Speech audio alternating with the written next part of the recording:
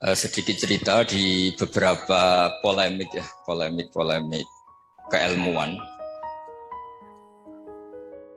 Ada satu antitesis bahwa pada akhirnya itu ya yang menjadi akhir dari perjuangan itu diantaranya kemenangan. Di beberapa khazanah yang saya baca karena keilmuan itu yang saya tekuni. As-solakhiyah atau al-mulkiyah la tunafis solakhiyah. Jadi kemenangan baik dengan bentuk apapun, asal dengan cara yang baik, itu tidak berlawanan atau tidak menghilangkan status kesolehan. Jadi di antara sifat-sifat para nabi itu disebutkan Allah faqad atayna ala Ibrahimal kitaba wal hikmata wa atainahum mulkan azima. Jadi di antara sifat para nabi adalah diberikan mulkan azima, diberikan kekuasaan yang besar. Tentu besar itu bisa dengan arti menang, tapi menang demi kebaikan. Di sini saya di antaranya pernah menulis al-intisar limadzahibi syekhina tentang pilihan-pilihan manhaj atau metode Mbah Maimun yang tentu bersanad sampai Wali Songo, juga tentu sampai Rasulullah Shallallahu Alaihi Wasallam. Ada khazanah yang selalu dibaca kita di kitab Ihya yang berbunyi Ra'sul Aqli Ba'daddin at-tawaddud ilan nas wastina'ul ma'ruf ila kulli barrin wa fajirin.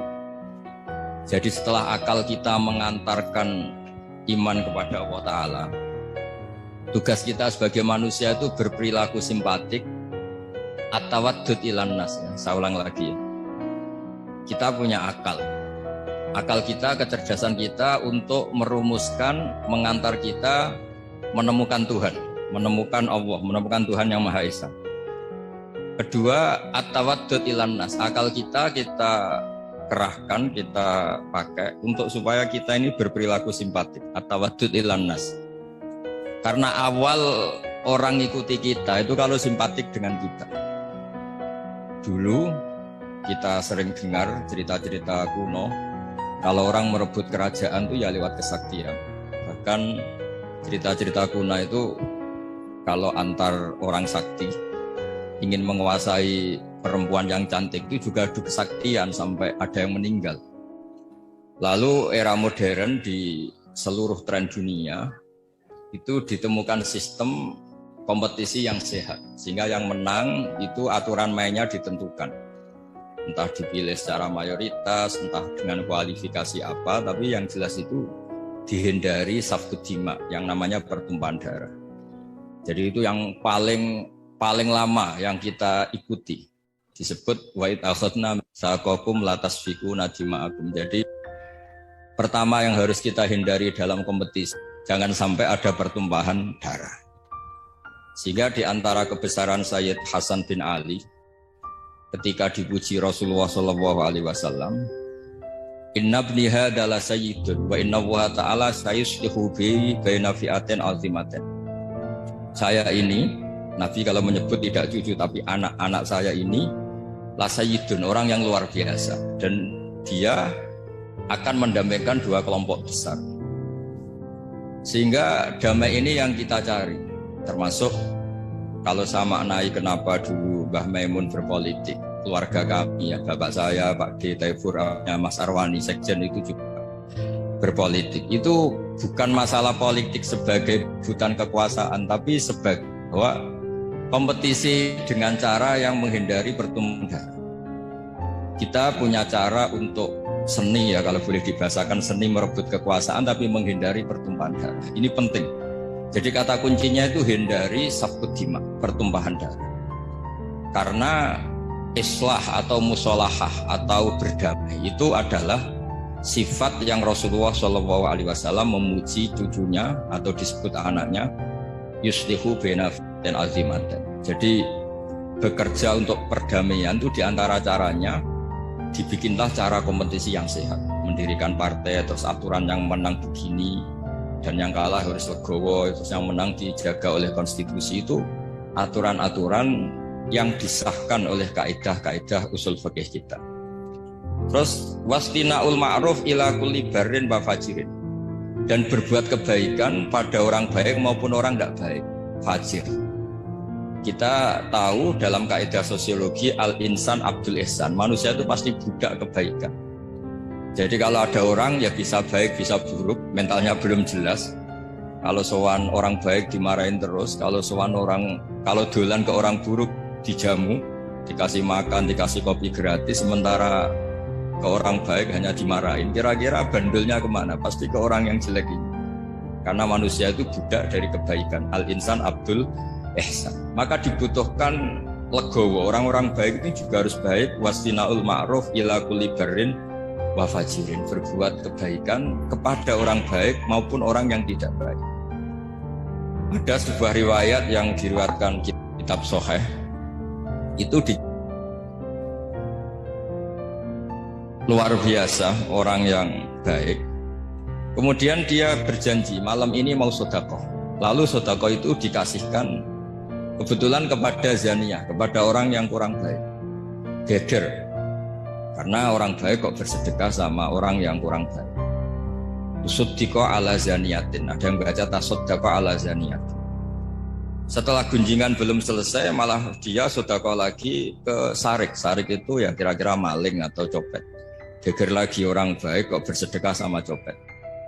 Ketika gunjingan itu belum selesai, malah dia bersedekah lagi sama al-ghani, orang yang kaya. Geger lagi kan sudah kaya kok disedekah. Lalu di riwayat hadis sahih itu dijelaskan Allah ngapresiasi perilaku orang soleh ini. Lalu logikanya sampai perempuan tadi nakal karena nyari uang, maka dia tak uang supaya tidak nakal lagi. Sampai copet itu nyopet karena nyari uang, maka dia tak kasih uang supaya tidak butuh nyopet lagi. Sampai orang kaya tidak mau sedekah karena dia belum pernah merasakan nikmatnya dapat uang yang nggak usah kerja. Terus dia seneng. Terus dia akhirnya bayangkan orang lain juga seneng kalau tak kasih uang tanpa lewat apa? Kerja. Artinya begini, jangan kira dulu semua orang soleh itu terus menciptakan komunitas soleh. Enggak. Orang soleh dulu itu punya hati besar untuk berkompetisi mengelola supaya juga simpatik di depan orang-orang yang tidak soleh. Sehingga di antara kelebihan Rasulullah SAW itu musuhnya saja percaya. Sehingga beliau disebut Al-Amin. Musuh-musuhnya itu kalau titip uang itu sama Nabi. Karena Nabi itu Al-Amin, nggak mungkin khianat. Jadi semua cerita Nabi itu mesti dimulai dari ukuran itu musuhnya saja percaya. Karena Nabi terkenal tidak mungkin ingkar janji. Ini penting saya utarakan dalam konteks Indonesia. Jadi dulu tradisinya orang-orang soleh itu yang ngelola orang yang macam-macam supaya yang tidak soleh itu ikut soleh, tapi yang jelas tidak memposisikan bermusuhan atau berhadap-hadapan. Ini penting menjadi kearifan bersama. Sehingga di kitab saya ini di beberapa riwayat disebut wastinaul ma'ruf ila kulli barrin wa fajirin. Jadi di antara ciri utama orang-orang baik adalah berbuat kebaikan dengan siapapun atau kepada siapapun. Lalu berikutnya ada cerita tentang, ini saya baca Arabnya mungkin supaya nanti dikoreksi oleh yang menekuni ini. Dalam kitab Khilyatul Auliya, Sufyan bin Uyainah ini termasuk gurunya Imam Syafi'i. Kana Isa wa Yahya alaihi wassalam ya'tiyanil qaryah fa yas'alu Isa an syirari ahliha wa yas'alu Yahya an khiyari ahliha. Faqala lahu Yahya lima tanzilu ala syirarin nas qal innama ana tabibun udawil mardo. Ini dalam kitab Khilyatul Auliya juz 1 halaman 323. Naskah ini saya tulis ketika Mbah Mun masih sugeng dan sering saya konfirmasikan, saya mintakan fatwa istifta ke beliau, minta istirsyad. Nabi Isa itu seperiode dengan Nabi Yahya. Nabi Isa itu bawaannya sering kumpul orang macam-macam. Jadi orang macam-macam itu tidak musuhnya orang soleh yang jelas. Orang macam-macam itu tidak musuhnya orang soleh. Nabi Yahya itu kalau ke kampung-kampung suka kumpul yang soleh-soleh. Karena kumpul orang soleh itu enak nyaman. Kalau Nabi Isa enggak. Beliau itu kumpul sama orang yang macam-macam. Terus ditanya, lima tanzilu ala syirorin nas, kenapa kamu hidup atau membina komunitas yang syirorin nas, orang-orang tidak baik? Terus kata beliau, innama ana tabibun udawil marto. Saya ini ibarat dokter, di mana dokter itu yang mengobati yang sakit. Jadi kalau kita mau menemukan obat untuk pandemi tertentu, tentu kita meneliti daerah yang jadi sentra pandemi, bukan daerah yang sehat. Tapi apapun itu, yang tekanan kami di sini adalah kita harus punya tradisi bahwa tidak memposisikan saudara kita sebangsa, senegara, karena kondisi berbeda, terus itu posisi kita musuh, itu yang harus kita hindari. Karena kita ini saudara, seiman, kalau tidak seiman ya sebangsa, senegara, kalau tidak ya sekemanusiaan. Sehingga ini penting sebagai dalil ketika Nabi Isa ditanya, kenapa lima tanzilu ala syirorin nas qol innama ana tabibun udawil mardo. Saya ini ibarat dokter, di mana-mana dokter itu yang mengobati orang sakit. Terus ada sahabat yang pilihannya itu tegas. Walhasil saking tegasnya itu ditanya sama sahabat lain namanya Abdurrahman bin Auf, yang keras namanya Sayyidina Umar. Ketika ditanya, Sayyidina Umar jawabnya itu unik. Ya Abdurrahman, wawah laqad lintul linnas hatta khasyitu wa fillah. Tsumma ishtaddattu alaihim hatta khasyitu wa fi syiddah. Fa ainal makhraj? Faqama Abdurrahman yabki yajurru rida'ah yaqulu biyadihi ufillahum ba'dak. Jadi saya beri analogi. Kalau kita punya keluarga yang nakal sekali. Misalnya perempuan yang sering pacaran seenaknya, nakal sekali. Kita sebagai keluarga, sebagai orang tua atau paman atau pakde, pokoknya keluarga. Kalau Anda terlalu keras, maka ponakan Anda tidak pernah main ke Anda. Anda tidak punya kesempatan bina dia, karena Anda terlalu keras. Dolan ke Anda aja nggak berani. Tapi kalau Anda terlalu lunak, maka dianggap melegitimasi dia pacaran. Dia main ke rumah kamu dengan cowoknya, tidak kamu tegur, macak yang nggak bener tidak kamu tegur, pakaiannya seronok tidak kamu tegur. Maka dia mengira, wah Pak D saya yang kiai membiarkan saya, itu dianggap legitimasi. Jadi kalau terlalu lunak dianggap melegitimasi kebatilan, terlalu keras, orang seperti ini tidak akan bersentuhan dengan Anda sehingga Anda tidak bisa hina. Sehingga kata Sayyidina Umar, berpikir kayak saya ini susah kan? Saya terlalu keras, juga takut Allah. Sikap ini ditegur Allah, karena tadi kalau terlalu keras tidak punya kesempatan bina. Kalau terlalu lunak saya juga takut ditegur Allah, karena itu dianggap melegalkan kemaksiatan atau kemungkaran. Fa'inal makhraj, sebenarnya kita jadi manusia itu tidak punya banyak pilihan, tidak punya banyak jalan keluar, tidak banyak solusi. Lalu intinya hidup ini kita harus jaga apa ya, jaga perdamaian, jaga apalah. Makanya di sini merawat dengan cara pembangunan, karena Mbah Mun dulu sering guyon kadal fakru ayakuna kufran, itu kalau beliau nafsirkan fakir itu radoso, fakir itu takdir kan. Sing mari dosa gampang muring-muring.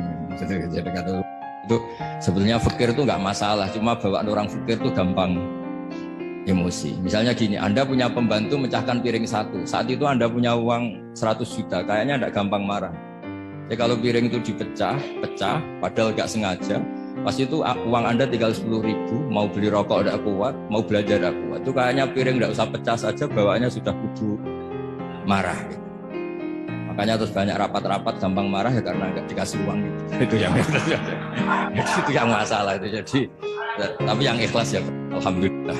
Yang realistis bahwa uang penting ya banyak. Jadi itu antara orang ikhlas dan orang realistis.